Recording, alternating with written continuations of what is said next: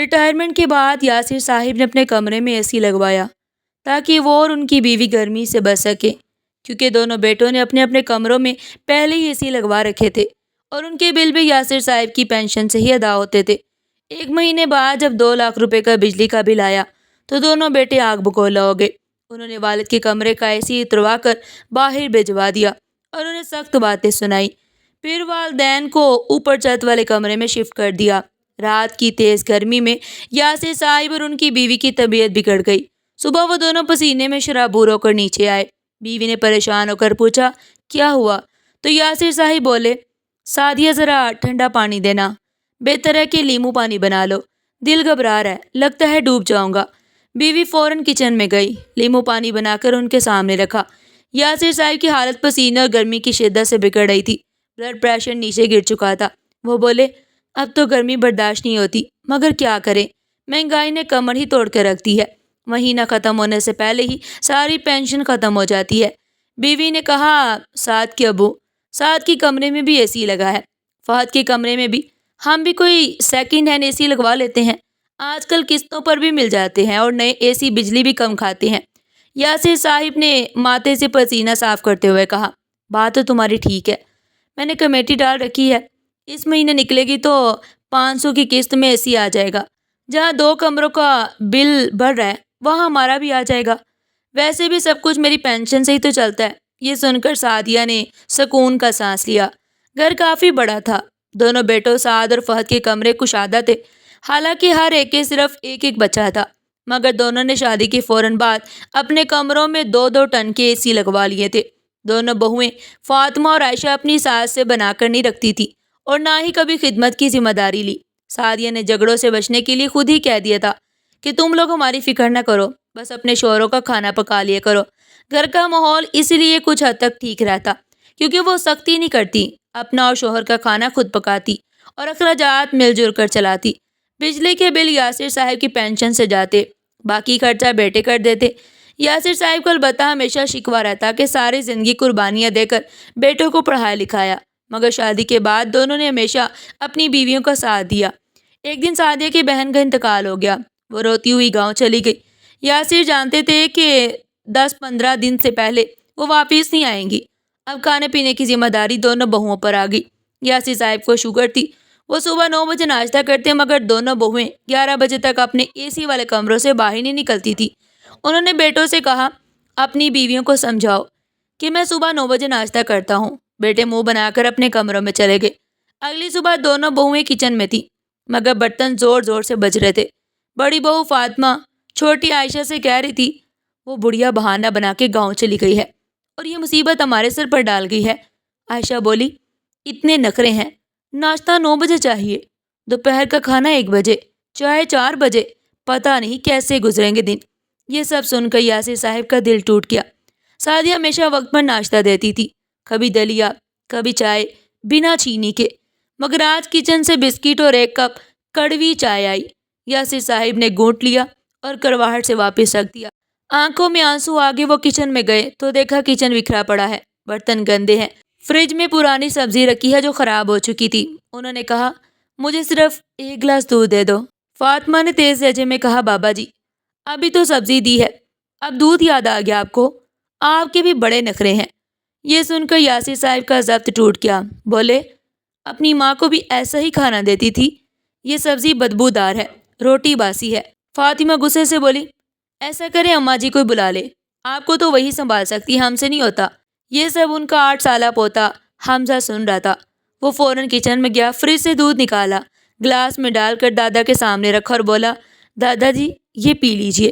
یاسر صاحب نے پوتے کو گود میں اٹھایا، پیار سے بولے، تو میرا خون ہے نا، تجھے برداشت نہیں ہوتا کہ دادا دکھی ہوں۔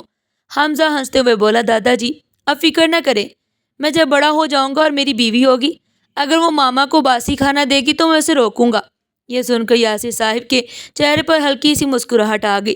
بعض اوقات بچوں کی باتیں دل دہلا دیتی ہیں۔ رات کو بیٹے بھی گھر آئے، کھانے کی میز پر جو سالن رکھا گیا وہ بھی پانی پانی سا تھا۔ یاسر صاحب نے پلیٹ میں ڈالا تو ٹماٹر و پیاز الگ الگ تیر رہے تھے۔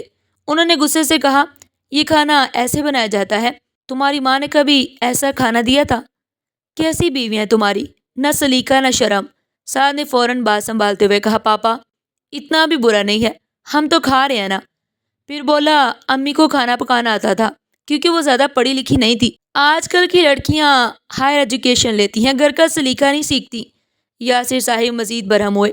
تعلیم اگر شوہر کے باپ کے سامنے زبان چلانے سے نہ روکے، سلیقہ نہ سکھائے تو بیکار ہے۔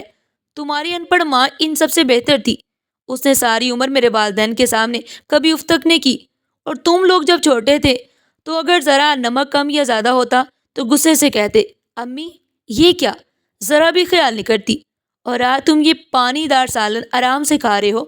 یہ کہہ کر وہ پلیٹ پیچھے دھکیل کر کھڑے ہو گئے اور بولے، سعد کھانے کے بعد میرے لیے دہی لے آنا، میں روٹی دہی سے کھا لوں گا، صبح ناشتے میں بس دودھ اور بریڈ چاہیے۔ اپنی بیویوں سے کہہ دو میرے لیے ناشتہ بنانے کی ضرورت نہیں، وہ اپنے کمروں میں بیٹھی رہیں۔ یہ کہہ کر وہ غصے میں اپنے کمرے میں چلے گئے۔ بیوی کو گئے ابھی صرف 24 گھنٹے ہوئے تھے، مگر ان کی حالت ایسی تھی کہ مجبوراً انہوں نے بیوی کو فون کیا۔ سعدیہ رو رہی تھی۔ کچھ دیر تسلی دینے کے بعد یاسر صاحب بولے، کتنے دن وہاں رہو گی؟ سعدیہ بولی، بہن کا انتقال ہوا ہے، بچے رو رو کر کہہ رہے ہیں کہ کچھ دن ہمارے پاس رک جاؤ۔ یاسر صاحب نے ٹوٹے لہجے میں کہا، اگر تم وہاں رکی تو شاید میں مر جاؤں۔ ان لڑکیوں نے میری زندگی مشکل کر کے رکھ دی ہے، کبھی کڑوی چائے رکھ دیتی ہیں، کبھی باسی روٹی۔ تم جانتی ہو مجھے ایسا کھانا کھانے کی عادت نہیں، اگر کچھ کہہ دو تو لمبی زبان چلا دیتی ہیں۔ بیوی نے روتے ہوئے کہا، ایسی بات مت کرے، خدا نہ کرے آپ کو کچھ ہو، میں جلدی آتی ہوں۔ یاسر صاحب نے اگلے چند دن صرف دہی اور بریڈ سے گزارا کیا۔ 4 دن بعد جب سعدیہ واپس آئیں تو دونوں نے سکون کا سانس لیا، مگر گرمی نے دونوں کی حالت خراب کر دی، جسم پر دانے نکل آئے۔ سعدیہ نے کہا، گاؤں میں بھی بہت گرمی تھی، مگر میرا بانجا رات کو اے سی چلا دیتا تھا تو آرام سے نیند آ جاتی تھی، دن میں گرمی برداشت کرنی پڑتی تھی۔ یاسر صاحب نے بیوی کے کہنے پر کمیٹی کے پیسوں سے 1 ٹن کا اے سی خریدا اور کمرے میں لگوا دیا۔ یہ دیکھ کر دونوں بیٹے حیران رہ گئے۔ رات کو آ کر بولے، امی ابو آپ نے بتایا نہیں کہ اے سی لگوانا ہے؟ یاسر صاحب بولے، کیوں بتاتا، جب میں نے کہا تھا تم لوگ لگوانے سے انکار کر چکے تھے۔ اب کمیٹی نکلی تو اپنی بیوی کے سکون کے لیے اے سی لے لیا۔ سعدیہ نے بھی بات سنبھالتے ہوئے کہا، بیٹا دیکھو تمہارے پاپا کے بازو پر کتنے موٹے موٹے دانے نکل آئے ہیں، وہ بھی گرمی سے۔ اب ہم بھی تو بوڑھے ہو گئے ہیں، اتنی تکلیف برداشت نہیں ہوتی۔ یہ سن کر دونوں بیٹے شرمندہ تو ہوئے مگر دل میں ناگواری باقی رہی۔ کچھ دن گزرے تو بجلی کا بل آیا، 2 لاکھ روپے۔ فہد نے بل لا کر سیدھا باپ کے سامنے رکھ دیا اور کہا، بابا یہ دیکھیں، اتنا بل کون بھرے گا؟ یاسر صاحب بولے، پہلے بھی میری پینشن سے تمہارے دونوں کمروں کے اے سی کا بل بھرا جاتا تھا، اب میرا بھی اے سی ہے تو کیا ہوا؟ جہاں 15,000 بجلی کا بل بھر رہا ہے وہاں 5,000 مزید ڈال لو۔ بیٹے چیخنے لگے، ہم لاکھوں نہیں کماتے، بچوں کی فیسیں ہیں، خرچے ہیں، ہم ایک پیسہ نہیں ڈال سکتے۔ یاسر صاحب نے سخت لہجے میں کہا، اب ہر کوئی اپنا خرچ خود اٹھائے گا، بجلی کا بل تم اپنے کمروں کا خود دو گے اور میں اپنے کمرے کا خود دوں گا، پینشن سے میں اور سعدیہ اپنا گزارا کر لیں گے۔ یہ سن کر دونوں بیٹے غصے میں آ کر بولے، پھر اپنا بندوبست خود کر لو، یہ گھر چھوڑ دو۔ بات ہاتھا پائی تک پہنچ گئی۔ یاسر صاحب کی بیوی کو بھی دھکا دیا گیا، وہ زمین پر گر گئی۔ بیٹے چیخنے لگے، یہ گھر صرف تمہارا نہیں ہمارا بھی ہے، اے سی اتارو اور بیچ دو، تم دونوں اوپر چھت پر جا کر رہو۔ انہوں نے واقعی اے سی اتروا دیا اور دونوں بوڑھے میاں بیوی کو چھت پر دھکیل دیا، جہاں نہ پنکھا تھا نہ روشنی۔ گرمی سے تنگ آ کر وہ راتوں رات گھر چھوڑ کر چلے گئے۔ بیٹوں کو کوئی فرق نہ پڑا، بلکہ خوش ہو گئے کہ پورا گھر ان کا ہے۔ مگر اگلے ہی دن قدرت نے حساب برابر کر دیا۔ سعد کو کمپنی میں مالی نقصان ہو گیا، الزام میں نوکری سے نکال دیا گیا اور فہد کو ایک اہم فائل گم کرنے پر برطرف کر دیا گیا۔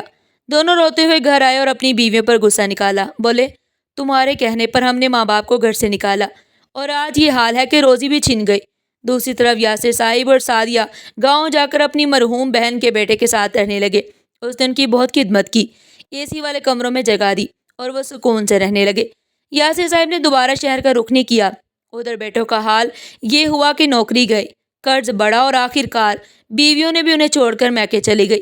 وہاں جا کر انہیں ہمیشہ یہی سننا پڑتا، جو اولاد ماں باپ کی عزت نہیں کرتی اسے کبھی سکون نصیب نہیں ہوتا۔